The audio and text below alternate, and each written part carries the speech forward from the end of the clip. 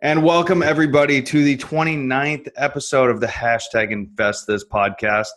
I am your host, Scott Bauer, and today, very blessed to have Holly Williams here with us.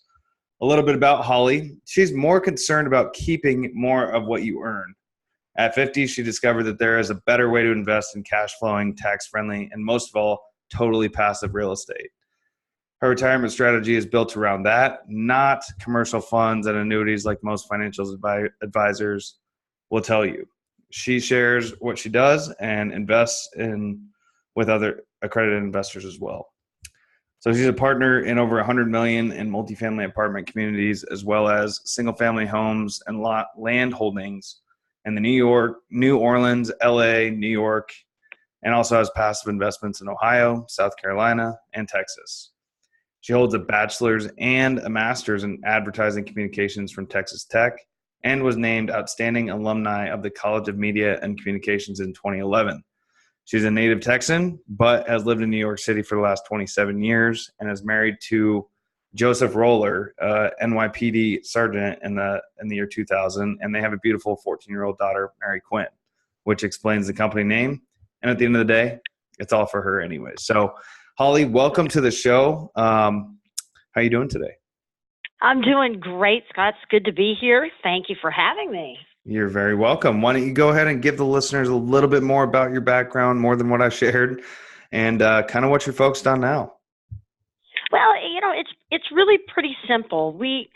I grew up. You put your money in a 401k. You work hard. You save all you can. You buy mutual funds, you get a financial advisor, all of the things that I was, brought up to do. And I had a great career and in advertising, and I had some luck and some hard work and made a little money along the way and rose through the ranks. And I was an accredited investor and didn't really even know what that was. And once I'd always invested in real estate, but not like a full-time thing, not, every now and then, obviously the home I live in and, all of that kind of thing, but had never really treated it as a business. And one of the motivations behind what I'm doing now is just really shouting from the rooftop, that I began investing in multifamily real estate because I had a friend and a colleague that started syndicating multifamily real estate. And I was one of his first investors. His name is Joe Fairless. You may have heard of him. And I was one of his first investors in his first deal. And I did it, honestly, to help him kind of get going, right? And that's how I learned about this. And the more I learned about it, and it's really very simple, but I'm slow, but the more I learned about this, the more I saw that, man, there's a way that you can invest in property, get all of the tax benefits, because I'm in New York and this is just insane what's going on with the taxes here. I bet. And oh God, it's ridiculous. And so all of the tax benefits of real estate investing, of buying a rental property or whatever, but it's passive. And so you don't have to worry about the plumber and you don't have to worry about property management and all of that.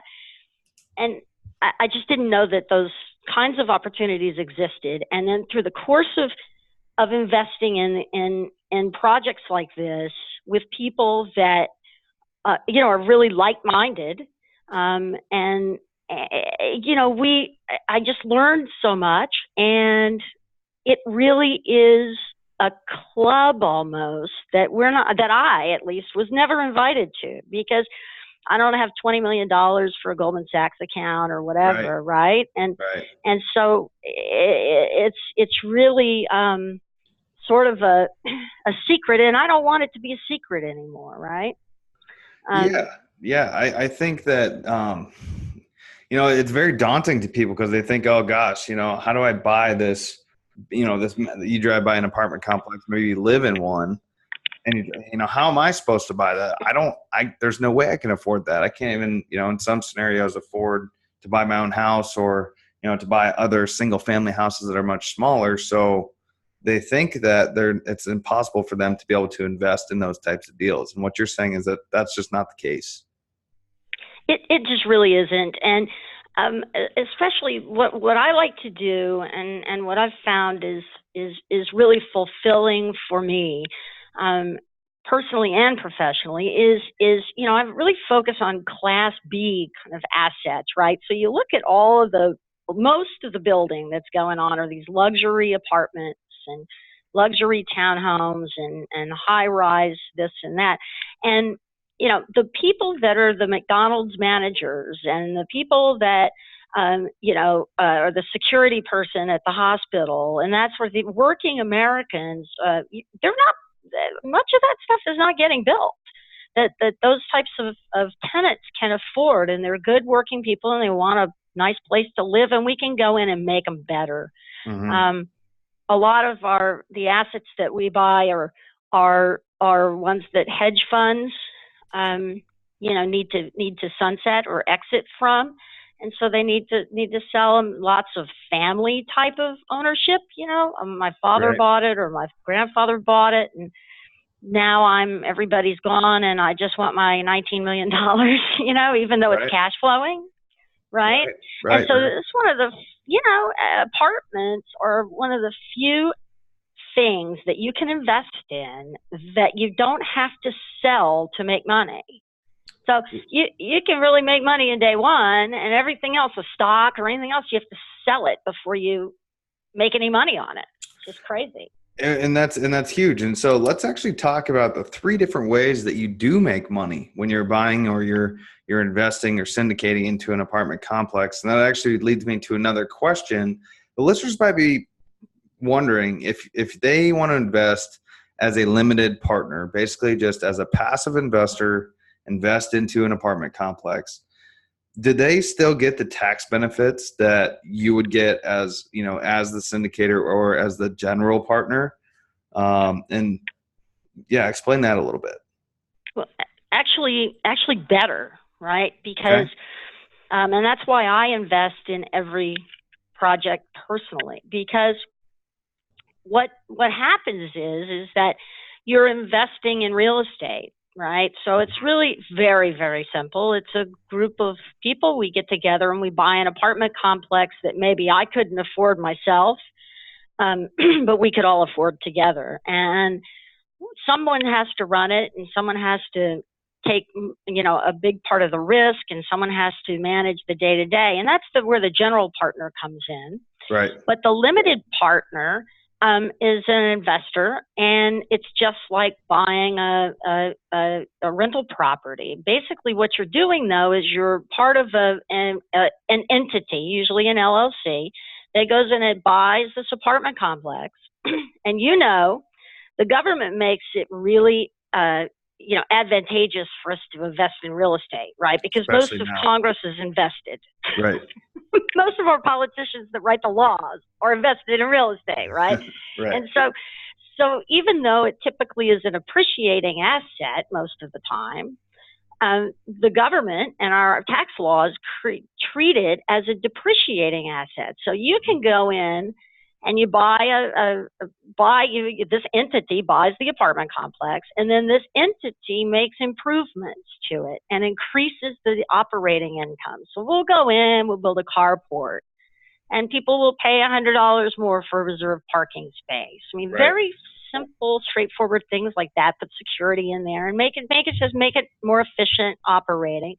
And then what happens is all the while we're accelerating that depreciation because so the government lets you, on your tax returns, take depreciation against income. We're also writing off all the expenses for any renovations, all of those things as we execute on the business plan. Then at the end of the year, instead of a 1099 that you would get like in the mutual fund or whatever, where you'd have to pay capital gains, you get what's called a K1 because you're a partner. Right. And in that K1, I haven't had any yet that have not resulted in a paper loss because of all of the depreciation and all of the expenses. So I may get distributions and make usually around 8% is what we've been paying a preferred return. And you get paid before the general partner does, by the way. But as a limited partner. Limited, yes. Correct. The limited partners get paid first. And you know, so you get you can defer those taxes until you liquidate the asset. Yep. So you really do get the benefits of real estate without having to worry about taking care of the house personally, right? Right. Yeah, absolutely. You're not dealing with tenants and toilets type of thing, right? Exactly. And you know, you can touch it, you can feel it. It's not a REIT where, not that REITs are bad, but you know, the fund managers and all of that are getting a lot of those benefits. What we're doing is actually buying real estate together. Right. And I like that. I like it a lot. And I would say, so to go back on the three, just for the listeners that may or may not know about it, the three different ways that you make money on an apartment deal is, one, you make your cash flow. So every month, let's say you're getting your cash flow on the income that property is going to produce. You're also getting the appreciation of the value of the entire property over time. So when you buy it, you know, you add benefits to it, you add renovations to it, which increases your operating income, and then ultimately increasing the total value of the property. And then you also make money because you get the depreciation of that asset, which is going to lower your taxable income, right? So that's just explained for the listeners that may or may not know. Which is phenomenal. And then when we liquidate it, the government, the IRS has something called a 1031 exchange. And most of the time we're able to roll that over into another deal and defer taxes again. It's really pretty wonderful because you're keeping more. Right. And let's talk about the keeping more side too, because anybody that would go to your website would know that there is, you know, that's what it looks like you're all about. Get more, earn more, keep more, right? So talk to the listeners a little bit more about that. I know we already are talking about it, but what does that mean and why is that such a big focus for you? Well, I guess my day of realization, you know, part of it, you know, you're working in your regular job. I had this career. I was traveling all over the place. I was thinking that my financial advisor was paying attention to all these things, right? Not really realizing that I was paying not just his 1 or 2% fee, but all kinds of fees that added up tremendously all the way down the line. But once I had some money, you know, decent amount of money in a mutual fund, right? I got a 1099 at the end of the year. And you know how it says you made this amount of money, right? Well, you know, it said I made $65,000. Now, this was a good year in the stock market. It said and I was like, wait a minute. And then I owed tax on it. And I'm like, what are you talking about? I didn't take any money out. How can I owe tax, right, on $65,000? Right. And I had to pay tax on $65,000. And that, I was like, I won't even tell you what I said because you might have, you know, underage people listening, you know. I mean, I was just like on the floor. And so here I was, you know, I'm educated, I'm fairly intelligent, and I didn't realize this. So there are no stupid questions, right? We as a country are not, or as a people or whatever, we're programmed to do certain things, and we're really not taught a lot of financial savviness as a general rule. Not at all. And you trust these people. I mean, I just recently really found out and discovered and learned about 401ks and how, you know, companies like Fidelity, they pay these companies to offer their funds. Yep. It's just like, are you kidding me? Companies will say it's a big benefit and all this stuff. I mean, it's great. I'm in my 401k. You should max out of it, all that stuff. But, there are no stupid questions. This is really why I'm doing what I'm doing, because I believe in it. It's changed my life, and it's changed the lives of my investors and my friends and my family. And the last 2 years, I will tell you that it's been the first time I haven't had to write an additional check to the IRS, right? Right. We're very lucky, right? You don't pay taxes unless you make money, right? But you don't even have to make a lot of money to do this. Mm-hmm. It's not, that's just the thing. It's the people that have the $10 million, Goldman Sachs accounts that know about this, because that's what they're investing in. Yep. Right. They're investing in stuff. And the normal, quote unquote, people like myself, you really just don't know about it. But it's really not even, they just make it like hard to get into. It's really not. You really don't have to have a lot of money, right? Right. Yeah. Go ahead. Didn't mean to cut you off there. No.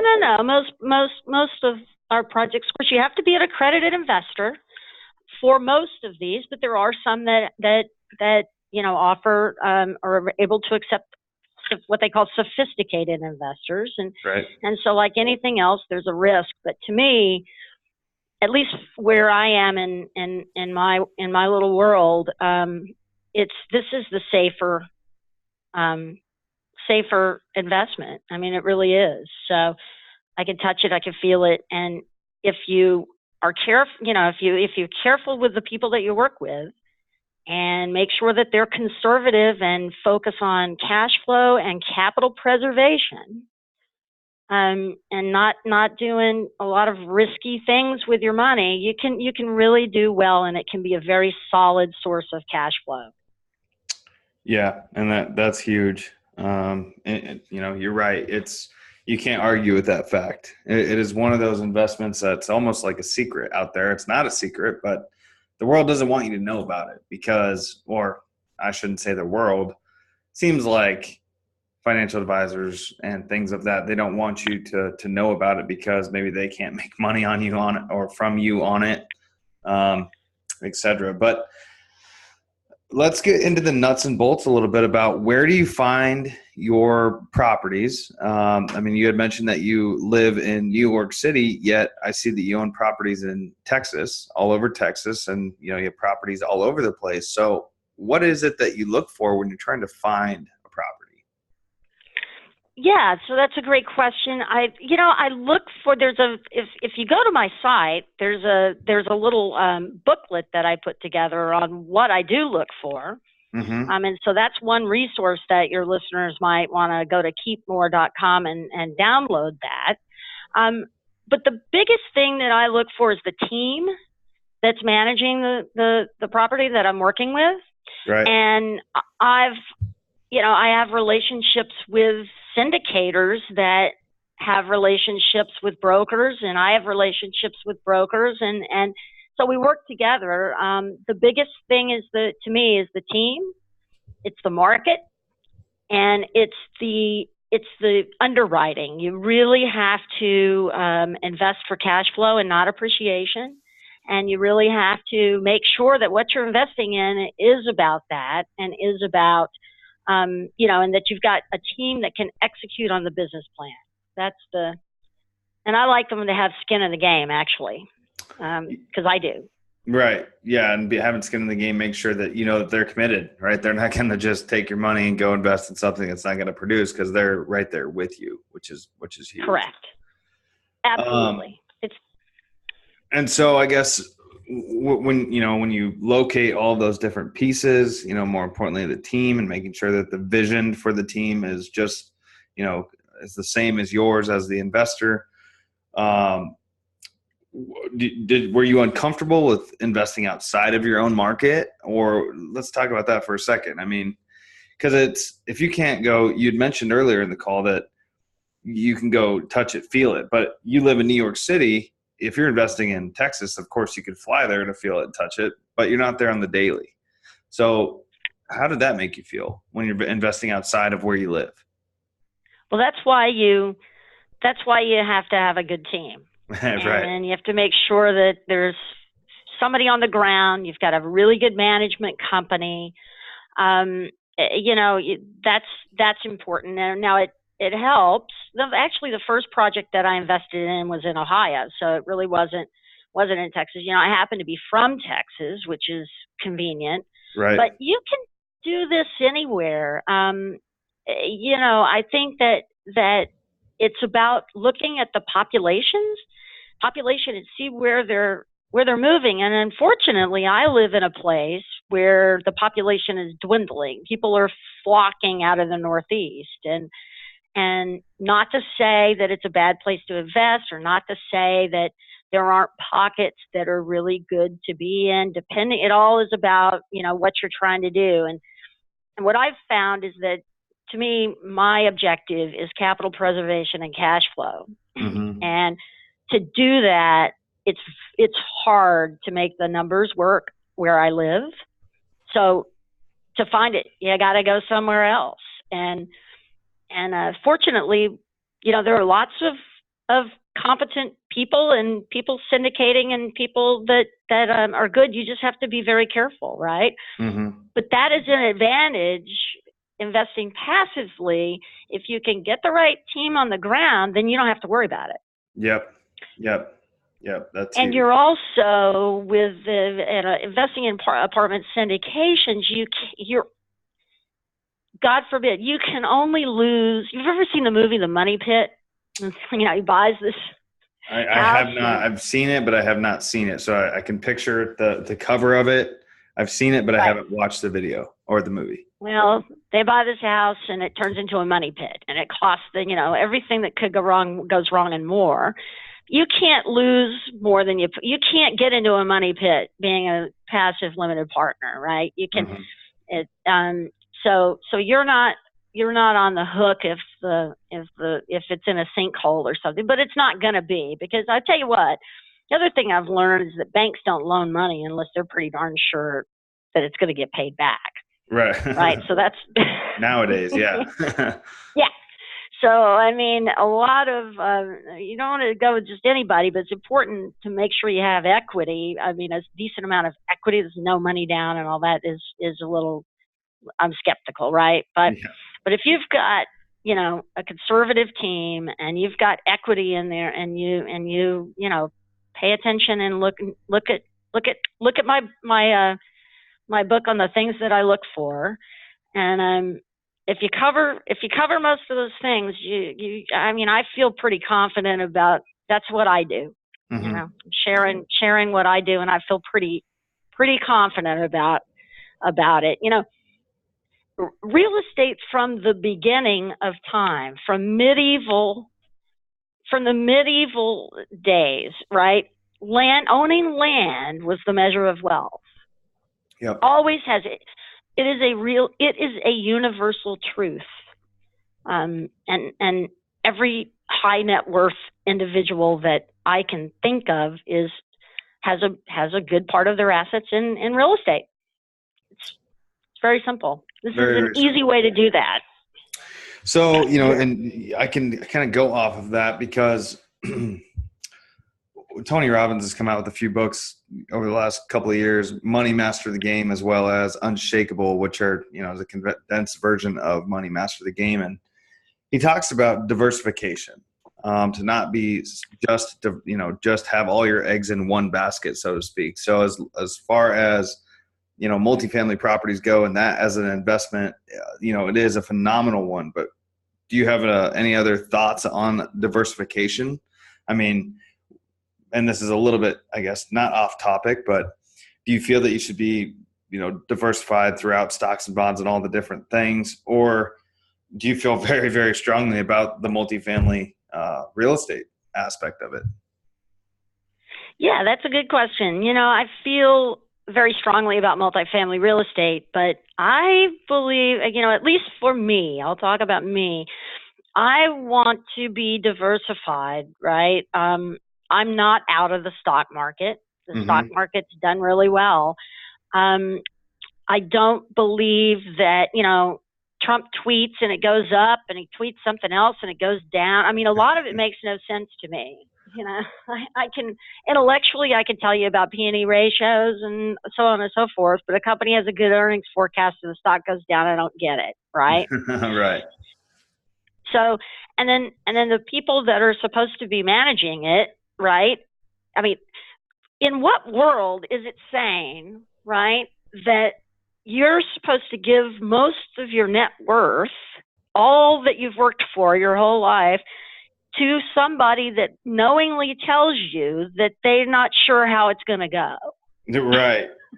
Isn't that the truth? I mean, and that's the world. It's we got to stop the insanity, right? So to put everything into this, and then they'll tell you, oh, as you're nearing retirement, this is the best. Oh, you need to buy an annuity and make 2% or whatever. Are you kidding me? Right? So I think that I'm in the stock market. I don't believe, though, that I don't want to put anywhere near everything I have in the stock market. And I think that different markets, I'm in single family homes. I'm in, I've got some property in New York, the state that everybody's fleeing from, but it's working out okay, right? But I don't have everything in one place. I don't have everything in Texas either. So, and that was just kind of a question. I mean, it's personal preference, right? I'm actually reading through Unshakable right now, and so that's prevalent on my mind. So I'm like, okay, see what your opinion is on it. Yeah, I tell you, I have gone and I know a lot more now. I've educated myself, and I encourage everyone to do this. Is try to really begin to understand the fees. Mm-hmm. It's very difficult because they do not make the fees easy to find, and you really don't know what you're paying. It's right. But I will tell you that someone is paying for these offices down on Wall Street, and the stockbrokers that are making a ton of money, and the hedge fund managers and all. Somebody's paying for all of that. And Exactly. My guess is it's us. Right. That's exactly right. So I have one more really question to ask here. What do you think the biggest obstacle for you that you've faced so far has been, and why? My biggest obstacle is it, and it's funny because we're ingrained. We only have our personal experience to draw on. I can hear my father talking to me about, get a job, put your money in a 401k, don't, be careful, blah blah blah blah blah. And I think he'd be very happy with this once I talked to him for a little bit, right? Once he saw what this can do, for right. someone's life. I'll tell you, though, that my biggest obstacle is probably me, right? Yeah. Or was me. My feet. For some reason I was afraid. But what I really needed to be afraid of was what if I didn't do something. Mm-hmm. Right? So many people are just afraid to, do something different. And so that's how the insanity keeps going. We just keep doing what everybody's telling us to do. And what they're telling us to do is making them a lot of money. And it, I'm not opposed to making money. I mean, I think that, but some of it, you should share it, Right. And you don't want somebody else to make all of your money that you've had to work for, right? So, yeah, I totally get that. Exactly. I mean, yeah. And that's a whole other podcast, right? Exactly. I mean, we could talk on this for a long time. There's a lot of ways to go with it. But, Holly, for sake of time here, we're getting close to time. Why don't we go into a lightning round? Are you ready for that? I'm ready. Okay. What is your #InvestThis tip to keep our listeners moving forward? My tip is to go with your gut always. you know that everyone knows, we want to be free of financially. We want to have passive income. We want to not be beholden to, a 9-to-5 job or whatever, and listen to your heart and listen to your gut, and you're smarter than you think. That's huge. Thank you for sharing that. Do you have a favorite book that you've ever read and the impact it's had on either your life or business or both? So I have tons of favorite books, and I'm going to go out of the box here and tell you that one of the best books I've read, and one of the life-changing book, was a book called New York by a guy named Edward Rutherford, and it is factual historical fiction. And it traces a family called the Masters family, 5 centuries from the time that Manhattan was a little Indian fishing village, and it was, to the attacks on the World Trade Center. And it traces this entire family through the Revolutionary War, through the this and that, and through the beginnings of the stock market, how it was developed. And it intertwines, Jacob Astor and all factual stuff. And it is fascinating. Everybody should learn history this way. I bet. And you really see that this is about, wealth, and it's about freedom, and it's about, living the life that you want to live. And it really changed me. It really honestly did. I love that you went outside the box there, because everybody has a real estate book or has a business book or something like that. So thank you for sharing that. Of course, we have some similar mentors and coaches, but who's giving you the best advice, and what was it they gave you? Probably Nike. Just do it. Oh wow, that's awesome. I mean, seriously, it's kind of true. I mean, you can analyze, and at some point you just have to trust that things are going to work out, and they do. And if they don't, you're going to learn. So the next time you will, right? I mean, that is that's so true. Just do it. People think about it again, just think about it, analyze whatever it is over and over and over again, and don't ever pull the trigger. And then at the end of the day, they don't get anywhere. Right. So, common sense gets you a long way. Mm-hmm. Sure does. I mean, at my core, I knew all this was right. I knew it. I just could never act on it. Right. Yeah. And that's huge. Thank you for sharing that. How do you like to give back? Well, so part of my whole reason for doing this is giving back. I really want to share what I know, because I really believe in it, and I think that in this, and especially in this country, but a lot of other countries too, we've really become the haves and the have-nots, and I see it every day in New York, and I think that it's more of a way of thinking that some people have that are in the club, and that those that are not in the club, and I think the club needs to be bigger, because this is about abundance, right? We do great things. I mean, human being, it's a wonderful time to be on the planet, Yeah. And so I try to share what I know, I used to do a lot more, and I'm starting to do more.